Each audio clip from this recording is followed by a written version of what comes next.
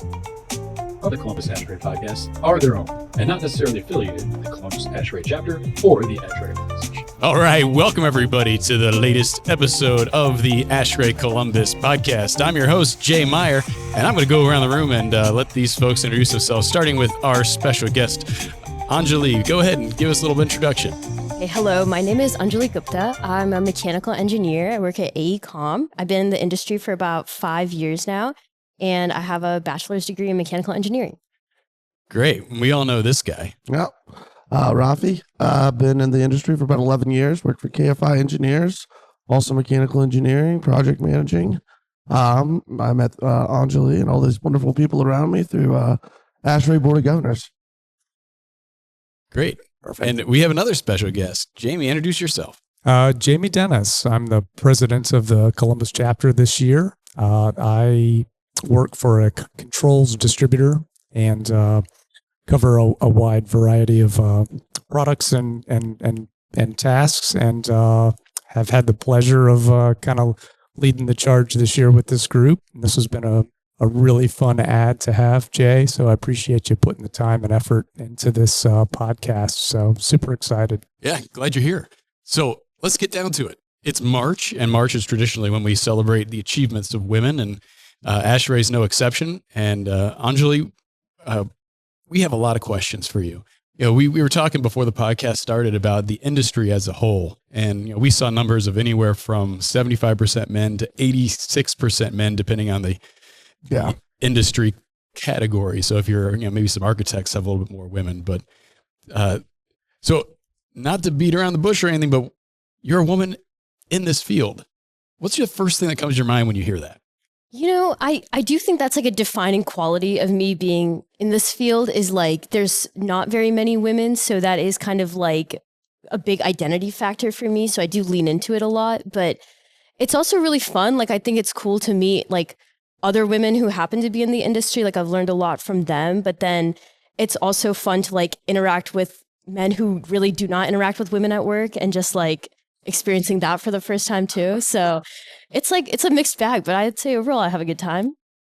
And so tell us a little bit about how you got into this field. I mean, it's not something that you typically see, growing up, is it? Yeah, for sure. Yeah. So there's like no engineers really in my family, like at least my immediate family. And then when I was in high school, like I really loved math and like physics, but I didn't want to major in math because that does not like pay the bills really. So then I pivoted and I majored in engineering, and I really liked mechanical engineering because it was like applied math basically. And then I had one internship that I got very luckily. That was at a HVAC firm, like a MEP firm. And then honestly, like the rest is history. I just really enjoyed it. And then I would like compare my experiences to like my friends who had manufacturing internships. And I realized I did not want to be on a factory floor. Like that was not really my vibe. So I think getting to be like in an office, like doing social things, like having friends at work was really important to me. So I kind of just stayed in MEP, and I kind of like it. So, I'd say it worked out. Has there been any women like coming, I guess, at that internship or in college that you looked up to that led you towards getting into the HVAC field? Yeah, for sure. Actually, at my first internship, there was like one woman who was like also a senior mechanical engineer. Her name is Erica. I learned so much from her. Like I look up to her so much, and she was like a big mentor for me. And like a lot of the things that I think, like the way that I do my job now is like very much based on what she taught me. So I think she was a big part of it. Like just seeing that like you could be very successful in this field. Like it's not actually just like all old guys, So that was like a big factor for it. So she definitely helped. Did the role of like male versus female come up a lot in that mentorship? Kind of, yeah, because I think like there's a certain way that like men and women are socialized, and like I think that bleeds into like how you behave at work. Like I think women generally tend to be like a little bit less aggressive with like their opinions, but I think sometimes it's like easy to get steamrolled because if you have a lot of guys who are just like used to kind of saying what they are thinking all the time, it's like hard to jump into that. So that's definitely something that I've had to be like very conscious of in my time like as an engineer. So yeah. I can see that happening. I came from, I was a public school facilities manager, and in that industry, it's 80% female. And when we were in those meetings, I had to do that thing, like sit back, listen, make sure everyone gets a chance to talk. And even now I get steamrolled because I'm not used to being as upfront with opinions. So I could see that happening. Yeah. Yeah, I think that happens probably in like a lot of like male dominated versus like female dominated industries. So Yeah, I guess maybe it's dominant either way. If it's female dominant, it sounds like you had to stay back. If it's male dominant, Right. I it's didn't want to intrude because then I would get heat Right. for not letting anyone speak up. Right. yeah. Interesting. No, it's cool. It's like there's like some phrases I've like picked up. Like if somebody does try to steamroll you, like one that I tell like every other girl I meet is like, if you say something and somebody else says the same thing and they try to make it their point, you have to follow up with like, okay, so you agree with me. And that one kills. It's really good. Yeah, for sure. Yeah. A lot of things that we don't think about is, when you're the minority in the industry, you have to apply different strategies. And Yeah. is there any others that you would want women now listening to this to hear? Honestly, ones that I have found really effective is like, I don't use a lot of exclamation points anymore in my emails. And for some reason that actually gets more things done. Like I think having a more like neutral tone and not trying to like, be the normal, like very helpful, very like, not very helpful, but like very nice and approachable kind of like actually works. Like not that you should be mean, but I think you do have to be maybe a little bit more aggressive than normal. But like it's not bad, I think. Like it's a good thing. Yeah, a little bit more of a robot is what I've found. Yeah. Yeah. Yeah, because I've taken out a lot of my exclamation marks in my emails as well. Yeah. I think coming from LA, like everything's so big and you're very expressive all the time. So taking out all the exclamation marks, all of the making it a little bit more personable. Yes, it definitely gets more done. Yeah. Yeah, get better responses and everything. Yeah, for sure. So how about someone who's considering getting into this field, or they're right now, they're at Ohio State down the street, they're going into mechanical engineering, they don't know where they're going to go. What would you tell them? I would say that it's like a really good field to consider. I think like something like, I think in a lot of like feminist spaces or like, like Society of Women Engineers, like a lot of those groups, like we talk about like empowerment a lot. And like, I think something that is sometimes missed is that one of the most empowering things you can do for yourself is to be financially independent.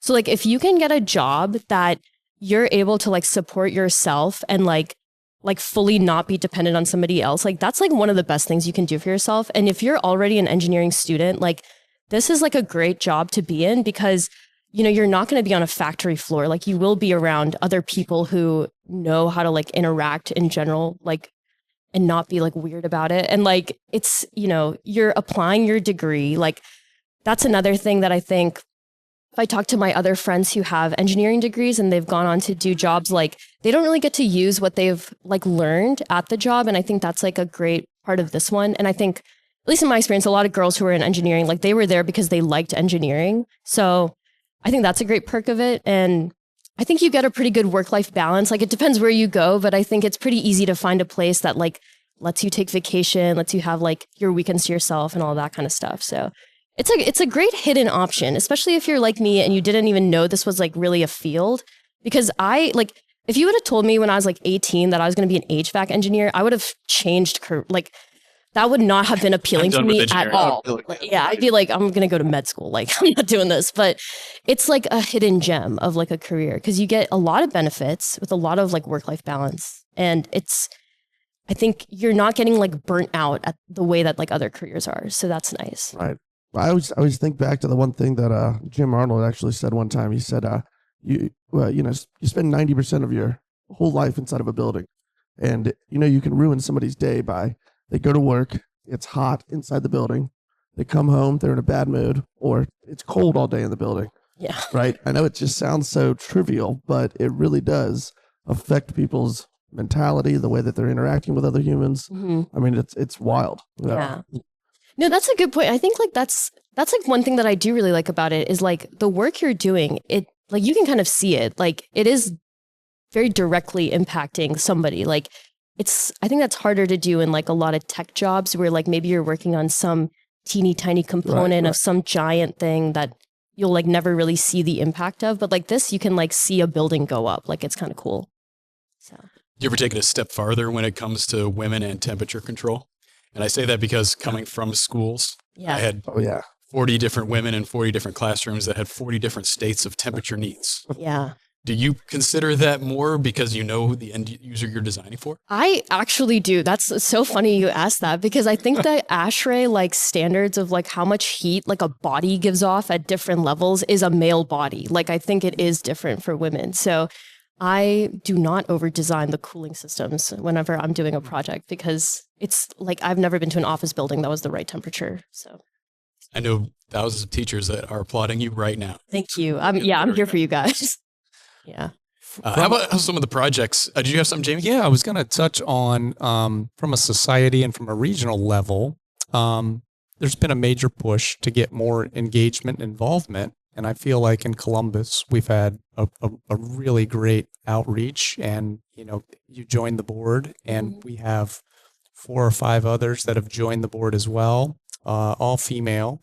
And that's something that they're kind of struggling around the country to try to figure out, and how, because it's a male dominated chapter and we kind of do the things that men like to do. And we have to create some more things and avenues to make it comfortable and then make it also fun and bring everything that we're getting out of this to you. What are some things that you could touch on that maybe some chapters outside of Columbus could focus on to help do a better reach out to the female young engineers, to get them to be engaged and to kind of join like you did? Yeah, I think hosting events that are kind of geared towards women, or like even just like hosting events that are just generally a little bit different than the usual, can like garner some attention. Cause like if somebody is not into golf at all, like they're not going to be interested in a golf outing, like ever, So I think having more like diverse events, like varieties of things, like we did a tea party last year. I think that got a lot of people out of the woodwork. We're doing like a women's happy hour this year, which, men are more than welcome to come, but like, it's like creating spaces where like, like women can come together and like network, or anyone really, but like, just kind of like pushing the fact that like you are doing this on purpose for them, I think helps a lot, because then they feel like more like wanted in it. And I think that's like a big part of the community. Cause like, I think, a lot of people like these ASHRAE events because like they're friends with the other people there. And I think the first step is like the women in the industry also feeling like they have friends there. So I think like being more hospitable, like kind of being more inclusive, and like maybe trying some variety of events and not just doing like golf all the time. Yeah, right. Because the first thing that you think of really when you're going to some of these ASHRAE events is, all right, you're hitting up, hey, who's going to be there? Right? That's like the first question. So I think creating that world of like a female-led group where you're sending out a text, hey, you guys going? Then that generates more interest in actually going to the events. Yeah, for sure. Right. Yeah. And when is that women's event coming up? That is next Thursday, the 27th of March. So please sign up. That's the happy hour, right? That is the happy hour, That's yeah. local here in Columbus. Where's that at? It's going to be at Land Grant Brewing. There will be some, drink tickets and food as well. Maybe some women in STEM themed trivia once I put that together. So it'll be fun. Yeah. Do you need any karaoke? We could do karaoke. Yeah, it's definitely That would be fun. Nice. Might have to make that work. Yeah. What time's that event start? I believe it's from 5 to 7. Okay, 5 to 7. Yeah, so it's after work. All right. And we'll put that in the description here too. So For sure, yeah. see Cool. that event. Yeah, the link down below. Anjali, I really thank you for coming out. I think you've done a splendid job answering our questions. I mean, you might want to start a podcast on your own. Oh my God. Consider being a regular guest, because Don't enable me. I think that's my job, is to make sure that you have every opportunity. So feel free to come back anytime you want. And you too, Jamie. We'll get together here on the next one. I appreciate the invite today, and I'd like to join as much as I can. So. All right. Yeah. Well, thank you guys. And with that, we'll sign off here at the Columbus ASHRAE Podcast as we prepare for the March ASHRAE Luncheon. Okay. All right. Sweet. Whoa. Great job. Oh, I forgot to hit record. Just kidding.